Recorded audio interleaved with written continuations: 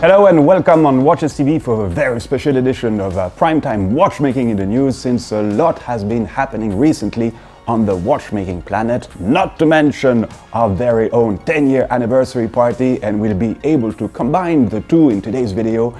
And very importantly, I have quite a big announcement to make when it comes to our next 10 years. And we also have a bit of business news to share with you. So yes, we just had the first and probably the most significant watch-related gathering of the year with the second edition of the Geneva Watch Days. And yes, it felt mighty good to see friends and plenty of watches.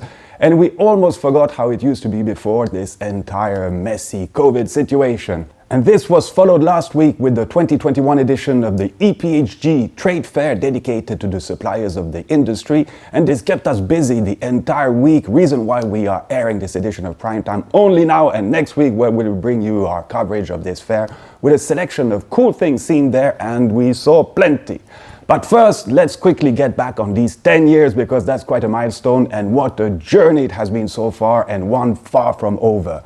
You are now more than 145,000 subscribed to this channel, quite impressive considering the type of watchmaking we tend to talk about. I mean, watchmaking as an industry is already pretty niche, but I feel that we cover the niche of the niche, with some brands and artisans making only a few watches per year. But despite this, I am totally thrilled that over this period of time, well, we managed to drive and build an interest in something as quite unique as this. And after more than 1,500 video reports, well, I know we still have so many interesting stories to uncover, so many new things that will continue to surprise us. Well, it's almost unlimited. And in a certain way, with this last 10-year adventure, I have the impression that we have finally reached the base camp. We are now standing in front of the Mount Everest. I mean, this journey has already been quite something, sometimes having to adapt to the altitude, feeling a bit dizzy or high here and there. But we kept going, and I can't thank enough my team that has helped me make this possible, as much as I can't thank you enough to our beloved audience for the wonderful energy we receive through your feedback, because this is precisely what keeps us going, especially when it comes to what we now want to focus on for the next few years. And naturally, a huge and massive thanks to our patrons who help us very concretely in making it happen. And I strongly believe in this kind of help and support from the community for our next project, because we will definitely need you. So yes, facing the Everest now, and to summarize things, we now want to tackle something I always wanted to do, but timing is now right. And basically, so to speak, I want to produce the ultimate watchmaking video glossary, going through all the main watchmaking terms that will give the widest audience possible a comprehensive understanding of how a watch functions and how it is made. So this is really an ambitious project, and I will share more details in the second part of this edition of Primetime. And naturally, your feedback and ideas are more than welcome, because to make it happen, well, there are still a few unanswered questions, but we're moving on regardless.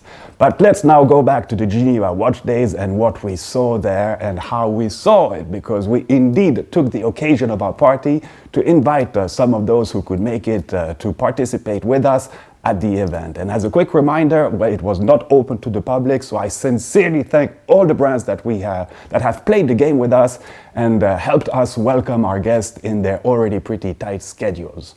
So off we go for an immersive experience into these Geneva Watch Days. And after meeting at the club, well, we took our 15 guys for a quick walk where all the action was taking place, and we'll go through the various brands that we visited in an alphabetical order. No favoritism, and we'll start with Arnold & Son, where we were shown their latest models, including new versions of their Globetrotter GMT.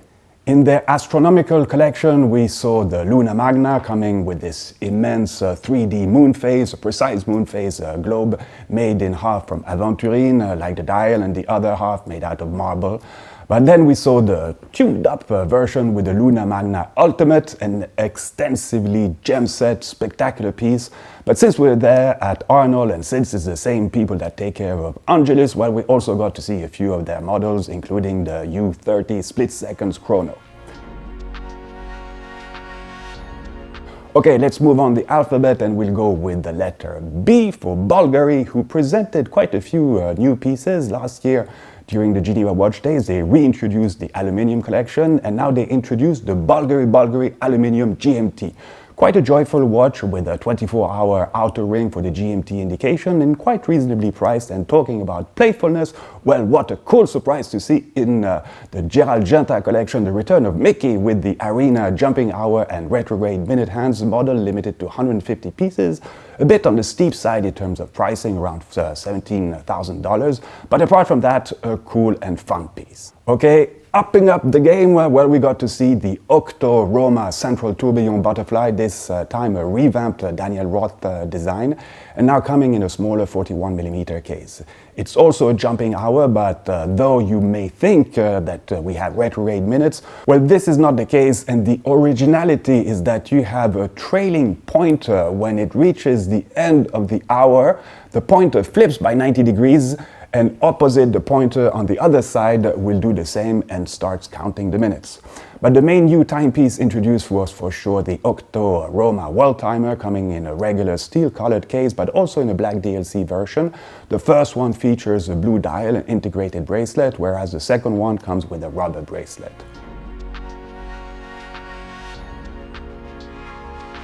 And the visit continues now with Czapek, a brand which is developing really nicely, and congrats to them for this. But for sure not an easy task, but they are doing it quite smartly. So they presented us their latest creation with a really interesting split-second chrono, fully developed by them and the team of Chronod, called the Antarctique Rattrapante, with the clear intent of showing us what mechanically was happening with this open work approach, which nevertheless stays true to the design code of the brand. For instance, the two lower sub-dials closer to 6 o'clock. I mean, really interesting piece. The guys liked it.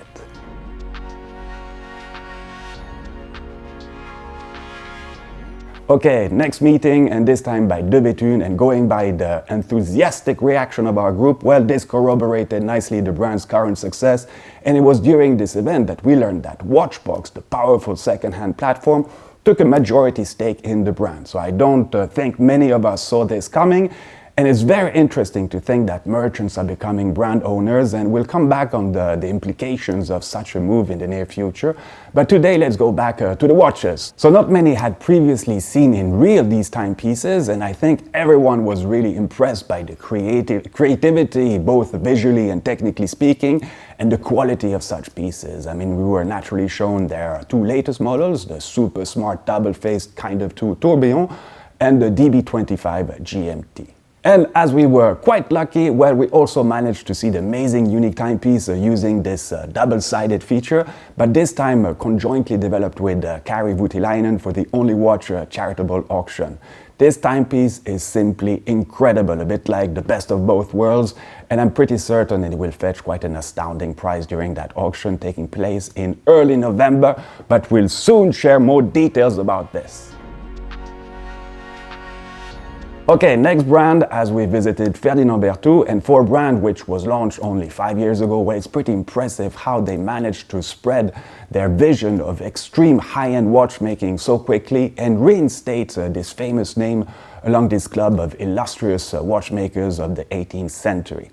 Everyone was really eager to see their famous fusée chain movement, whether part of the FB1 collection, that's the tourbillon version, but also with the FB2 and its remontoir d'égalité mechanism, and all appreciated the passion put into these timepieces. And for a brand currently producing approximately, 30 timepieces per year, well, it was quite an exceptional experience to see as many variations presented to all of us, including a unique piece, which will also be soon sold for charity, but not only watch.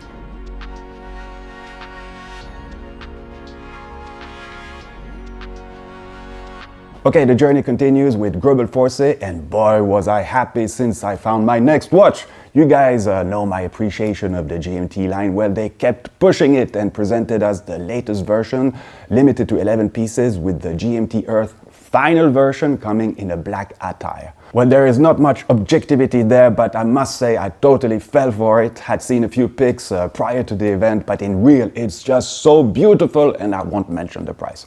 So we got to see quite a few models, a very nice treat, but the apotheosis came with the presentation of their Grande Sonnerie, a model first presented a few years back, but how not to be blown away by this amazing piece of machinery, and what about the quality of its sound.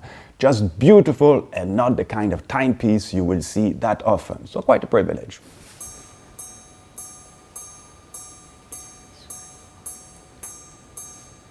So that's 11, 1/4, 2/4, 3/4.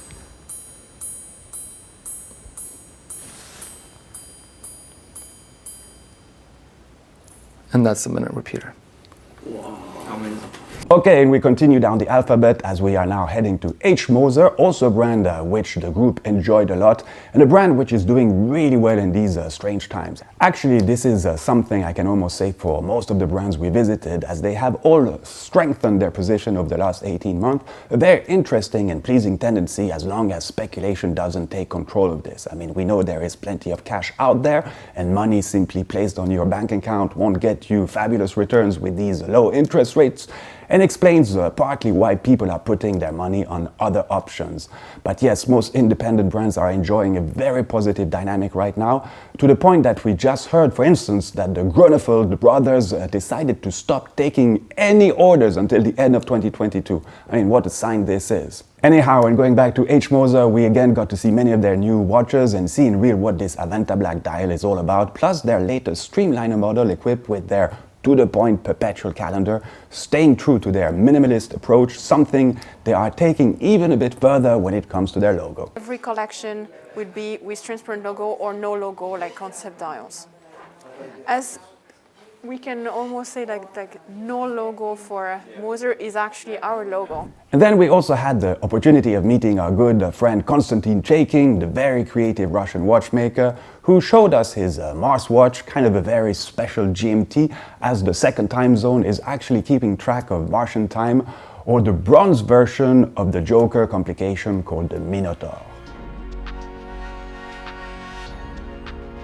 Okay, but after all these crazy timepieces, felt good to lay our feet slightly back on the ground as we visited Maurice Lacroix, who were very open to us as to how they work and develop their watches, how the icon is working very nicely for them, and how they are expanding the line, for instance, with a beefed up version equipped with their own movements, but remaining at an affordable price range. Okay, back to some crazy development as we met Mr. Bernard Lederer, who showed us his extremely creative double impulse chronometer timepiece, and I can't summarize this in 20 seconds, would really be a shame, and it totally deserves a full and proper video report, something we hope to do pretty soon. I think we will like it, and you will like it too. Well, the journey continues, and everyone was very excited to visit the team of mb&f, who explained us their particularities and showed us a few models, even one which hadn't been officially launched. Yeah, but now it's okay, we can show you the new Palladium version of the LM Perpetual. What a piece. But we also got to see their latest co-creation with L'Épée, the famous clockmaker, with the Orb, a very original table clock. We quickly had the opportunity of visiting Parmigiani Fleurier, and I was quite impressed with their new Tonda line, a fully revisited collection by their new CEO, and in a matter of only a few months, they managed to come up with a full collection, much more modern and edgy, and I'm very glad they finally did something regarding their logo, something I suggested many years ago. Okay, next, and we could meet yet another Russian brand with Raketa, a brand which used to produce millions of watches in the good old Soviet days, but though we're talking only a few thousands of watches today, the production infrastructure remain, and they are trying to give it a new life since they are fully independent, and they can, for instance, produce 100% of their movements internally. Yeah, 100%. Okay, almost the last brand, and again everyone was really looking forward to discovering more of Uhrwerk, who were launching their latest iteration in the UR100 collection with the Electrum, the name coming from the case material, a special gold alloy used in the Greco-Roman antiquity days. A key feature of this new model is the engraved concentric circle, looks really nice, and we also got to see the new UR220, which was launched earlier this year, an evolution of the UR210. So on the way back to the club, and as if we didn't have enough watches in our heads, well, we stopped by Ulysse Nardin to check their latest models, including this fabulous table clock, also developed with the team of L'Épée. Yet another quick detour through the old town of Geneva with the visit of the Mad Gallery. Well, this was a must and a nice way to get to our club space as we hosted our nice little celebration with plenty of friends who dropped by. Had to make a short speech. Pour une fois, au lieu de dire welcome on the Watches TV, je peux dire welcome at the Watches TV. Et ça me fait plaisir. But very importantly, was extremely happy to introduce our next big project, one that will keep us busy for many years with our ambitious goal of transforming this, the Berner and the theory of watchmaking, into a 21st century version. And video is by far the best medium to capture the complexity of watchmaking. I mean, we have been doing so for the last 10 years, and we definitely have by far the biggest video data bank documenting it. And based on our thorough understanding and experience, well, we have come up with a comprehensive and structured framework as to how videos will be produced and organized. And I call this the glossary matrix, explaining one term by putting it in perspective of its usage, and I will quickly explain. On one side, videos will be organized around the following chapters: machines and tools, materials used, cases and bracelets, dials, movement, complication, decoration and finishing, tuning and adjusting, assembly and control, including all the different certification and existing hallmarks. And by putting in perspective, I mean that when applicable, every element of terminology will be explained and showcased depending on the type of production. First, bespoke and unique pieces. Second, semi-artisanal, semi-industrial, depends on how you see things. Third, industrial. And finally, high-tech and how technology is and can change things for the future of watchmaking. So how would this comparative approach work? Well, let me give you an example with the art of case making. So to illustrate how bespoke and unique cases are made, where we would meet and film an artisan, such as our good neighbor Jean-Pierre, who will explain and exemplify his craft. For semi-artisanal, semi-industrial pieces, we would show how CNC machines are used for smaller quantities, adapted, for example, for some independent brands. For industrial quantities, we would exemplify this by showing how large volume cases are stamped. And for the high-tech dimension, we would, for instance, show how some uses liquid metal to manufacture some of their cases. So the goal of this approach is to give an objective understanding of the crafts, the competencies, the tools and machines, depending on these types of production. One method is not necessarily better than the other. There is no judgment.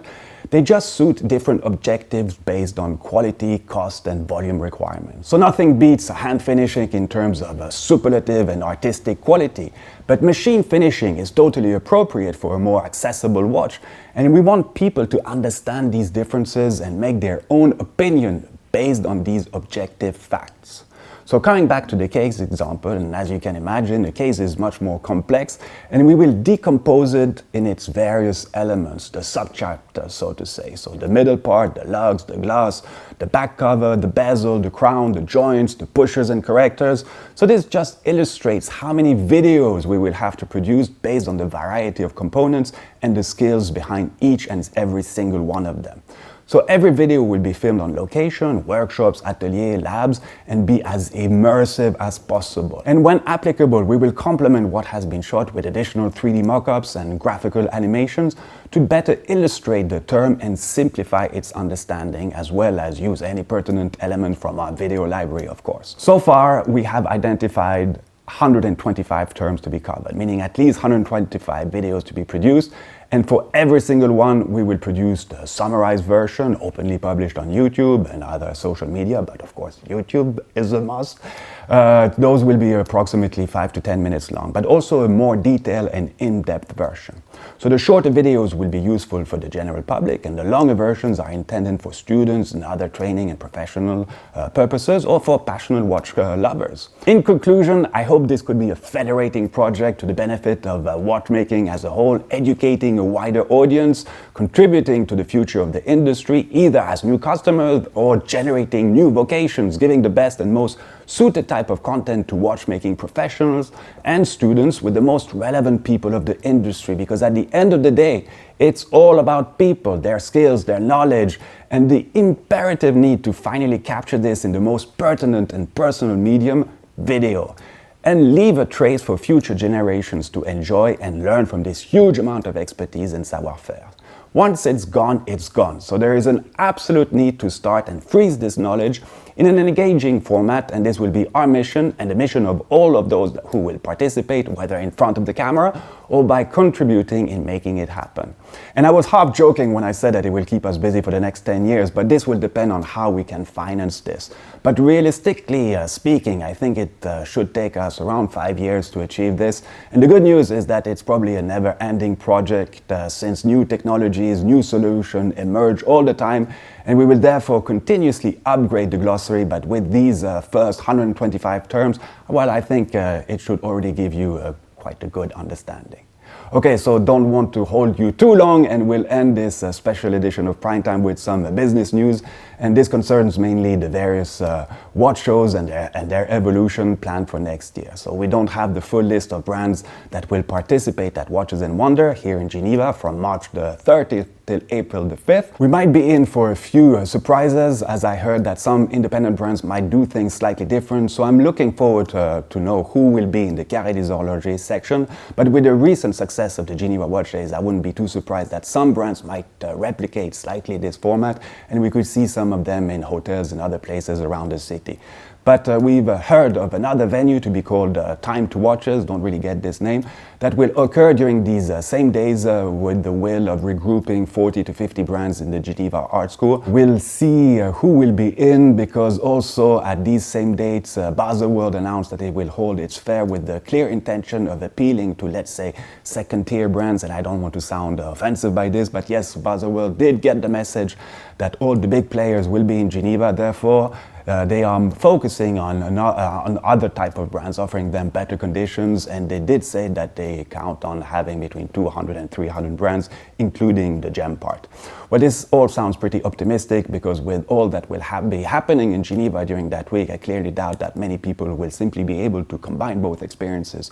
Switzerland is a small country, but logistically speaking, this still doesn't make much sense, and I really don't understand this overlap of dates. Anyhow, good luck to all these organizers, but the clock is ticking. End of March will soon be there, and people need to take decision now, basically. All right, I think we have talked enough now. Thanks a lot for watching. Really looking forward to hearing some feedback regarding our glossary project. Thanks so much for all your support. Thanks to all those that came to the party. See you real soon.